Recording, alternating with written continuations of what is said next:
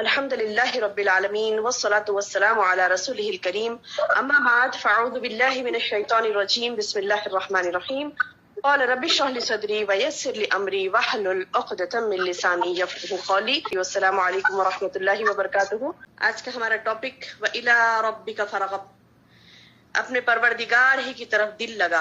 تو میری بہنوں، اس صورت میں اللہ تبارک و تعالیٰ نے کس کو حکم دیا اللہ ہی کی طرف دل لگانے کا، اور اس میں ہمارے لیے کیا درس نصیحت ہے، کس کے ذریعے سے ہم کو یہ حکم ملا اور کس طریقے سے ہمیں اس پر عمل پیرا ہونا ہے، انشاءاللہ آج کی اس صورت میں ہم سمجھیں گے.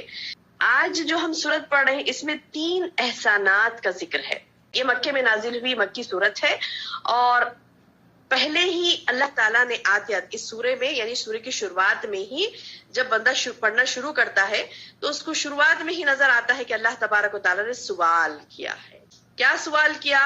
الم نشرح لک صدرک، کیا ہم نے نہیں کھولا لکا تیرے لیے، صدرک تیرے سینے کو. اس سے خطاب ہے اللہ تبارک و تعالیٰ کا اللہ کے رسول صلی اللہ علیہ وسلم سے خطاب ہے، اور آپ صلی اللہ علیہ وسلم سے خطاب کے ساتھ ساتھ اللہ تعالیٰ مجھے، آپ کو، ہم سب کو خطاب کرتا ہے اس میں، ہے نا.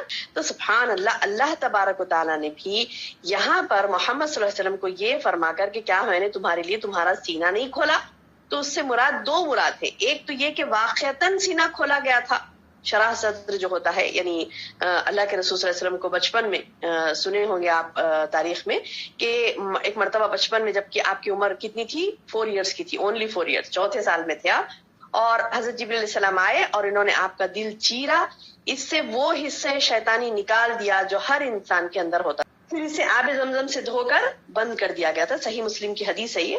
اور دوسری مرتبہ معراج کے موقع پر ہوا تھا، اس موقع پر بھی آپ صلی اللہ علیہ وسلم کا سینہ چاک کر کے دل نکالا گیا تھا، اسے آب زمزم سے دھو کر پھر اپنی جگہ رکھ دیا گیا تھا، اور اسے ایمان و حکمت سے بھر دیا گیا تھا دوسری مرتبہ. یہ صحیح بخاری اور صحیح مسلم میں حدیث آئی ہے. تو بہرحال یہ کہ کھولنے سے مراد یہاں پر شرح نہیں ہے، یہ شق ہے، شق صدر ہے. اب یہاں پر جو بات بتائی جا رہی ہے وہ شرح صدر یعنی کھولنا سینے کو. اور ایک بات یعنی ارشاد الہی اللہ تعالیٰ کی بات میں آپ کو اور ایک بتا دوں اس ضمن میں. سورۃ الانعام میں اللہ تبارک و تعالیٰ نے وہاں پر بھی فرمایا شرح صدر کے بارے میں. کیا فرمایا؟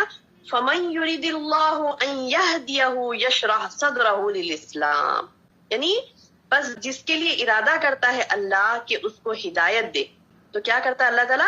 یشرح صدرہ للاسلام، یشرح صدرہ للاسلام، کھول دیتا ہے اس کا سینہ اسلام کے لیے. سبحان اللہ.